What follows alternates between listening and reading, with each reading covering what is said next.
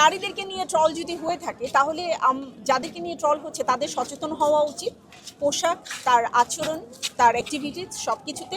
আর কিছু কিছু মানুষ আছে শাড়ি পরলেও ট্রল করে, বোরখা পরলেও ট্রল করে, তাদের কথা বলে লাভ নেই। যদিও মেয়েদের ম্যাচ নিয়ে একটা প্লাস মাইনাস ছিল, তবে আজ আমরা দুর্দান্ত খেলেছি এবং টার্গেট আপনারা দেখেছেন 2 ওভারে 17। সো ওদের টার্গেট থাকবে 2 ওভারে 18 করার। আই থিঙ্ক জয় আমাদেরই হবে ইনশাল্লাহ। প্রতিপক্ষকে ফাইট দেওয়ার জন্য যথেষ্ট ভালো একটা স্কোর, তবে হ্যাঁ ওদের যারা রয়েছে ব্যাটিংয়ে এবং বোলিংয়ে, বোলিং তো আপনারা দেখেছেনই, দুর্দান্ত বোলিং করে। তো সেই বোলকে চেস করে 17 রান করা খুব বেশি সহজ ছিল না। আবার আমাদেরও বোলার রয়েছে, তাদেরকেও চেস করা খুব একটা বেশি সহজ হবে না। হোপ ফর দ্য বেস্ট, দেখা যাক। এখনো যেহেতু আমাদের প্রতিপক্ষ খেলেনি, গিগাবাইট টাইটান্সের জন্য শুভকামনা থাকবে, বাট জিত আমাদের হবে ইনশাল্লাহ। আসলে 4 বল থাকতে আপনি যখন মাঠে নামবেন তখন তখন আসলে একটু সময় নিয়ে খেলাটা টাফ, প্রত্যেকটা বলে বলে খেলতে যাওয়াটাও টাফ। তো উইকেট পড়ে যাক এটা যেমন চাইনি।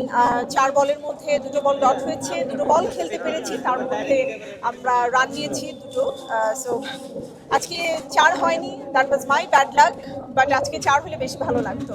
দলের তো ভরসা আসলে থাকি। আর আমার যেটা হয়, আমি যেখানে যাই প্রোগ্রাম করতে করতে এমন একটা অবস্থা হয়ে গেছে যে সব কিছু ম্যানেজ করার একটা মানে ভেতর থেকে চলে আসে। তো আমার টিমের প্রত্যেকের মানে কি লাগবে না লাগবে, কোনটা প্রয়োজন, এই সব কিছু আমাকে দেখতে হচ্ছে। আর হ্যাঁ, দল ভরসা করেছে বলতে ব্যাপারটা এমন ছিল না যে আমার দ্বারা এই ব্যাটে বলে হতে হবে, তাহলে একদম ফার্স্ট ডাউনে আমাকে নামাতো। তবে ইয়েস, অন্যান্য দিনের মতো আজকে আশানুরূপ খেলতে পারিনি, এই জন্য আমার মনটা একটু খারাপ। একটা 4-এর মার্ক আমার দেয়া দরকার ছিল, বাট মালিহা আর মাহা রাইট, মাহার যে বল, ওর বল সুইং খুবই শার্প, ও সরাসরি স্ট্যাম্প বরাবর বল করে। সো এই ধরনের বল খেলাটা একটু টাফ বলছি এই জন্য যে এখানে তো আসলে রিয়েল পিস থাকলেও বলটা আমরা রিয়েল পাচ্ছি না।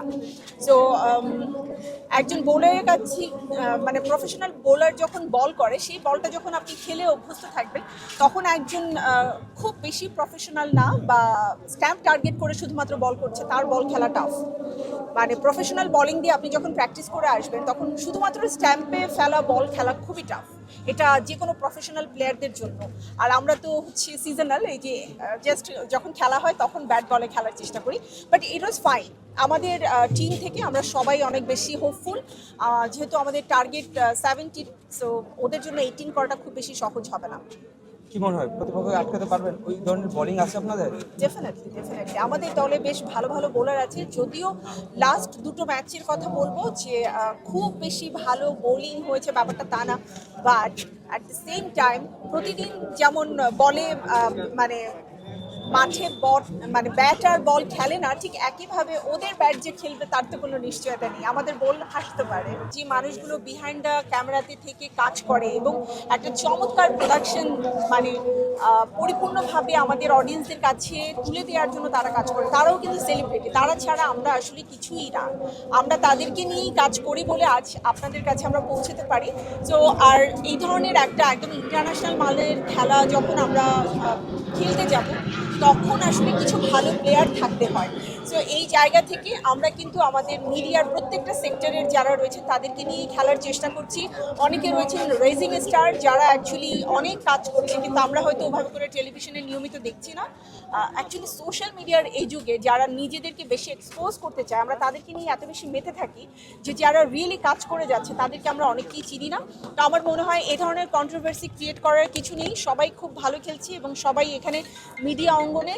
সো আপনারা আসলে সবসময় সাপোর্ট দিয়ে যাবেন এবং এটা কন্টিনিউ করবে, এটা আমার প্রত্যাশা। যেহেতু এবার আমরা ফাইনাল খেলে এই পুরো টুর্নামেন্টটাকে আমি বলবো সফল করার মানে যে প্রয়াস ছিল সেটা যেহেতু সাকসেসফুল হয়েছে, তো ইনশাল্লাহ এই ধারাবাহিকতা থাকবে এবং আপনারা আমাদের সাপোর্ট দেবেন, এটা আমাদের প্রত্যাশা থাকবে। নারীদেরকে নিয়ে ট্রল যদি হয়ে থাকে তাহলে যাদেরকে নিয়ে ট্রল হচ্ছে তাদের সচেতন হওয়া উচিত পোশাক, তার আচরণ, তার অ্যাক্টিভিটিস সব কিছুতে। আর কিছু কিছু মানুষ আছে শাড়ি পরলেও ট্রল করে, বোরখা পরলেও ট্রল করে, তাদের কথা বলে লাভ নেই। তবে হ্যাঁ, বেসিকলি আমি যে একটা ব্যাপার বলতে চাই সেটা হচ্ছে আমরা যারা মিডিয়া কর্মী রয়েছি তারা অনেক মানুষকে ইন্সপায়ার করি এই সেক্টরে কাজ করতে আসার জন্য। তো আমাদের পোশাক পরিচ্ছদ, আমাদের আচরণ শোভনীয় হওয়া উচিত, যাতে করে আমাদের পরিবাররাও আমাদেরকে সাপোর্ট দেয়।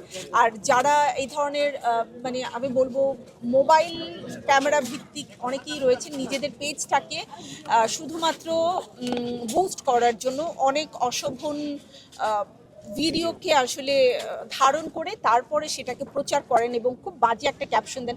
এই কাজগুলো করেন না ভাই।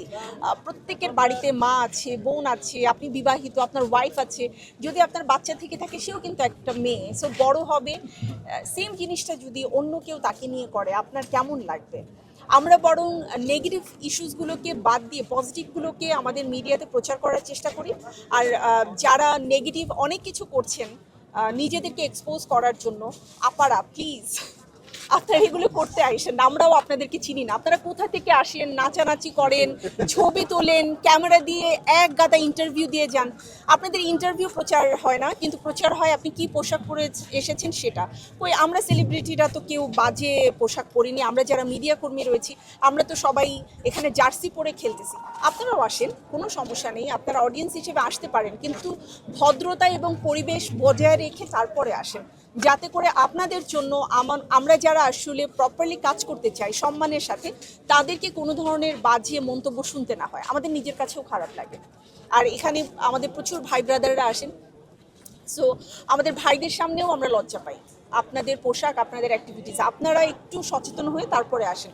না করছি না, কিন্তু আপনারা সচেতন হয়ে আসেন, কারণ এখানে যারা রয়েছে তারা সবাই ভদ্র পরিবারের সন্তান। লিলি হালাল বিউটি সোপ, বিএসটিআই কর্তৃক সনদপ্রাপ্ত দেশের প্রথম হালাল বিউটি সোপ। দীপ্তিময় উজ্জ্বল ত্বকের জন্য।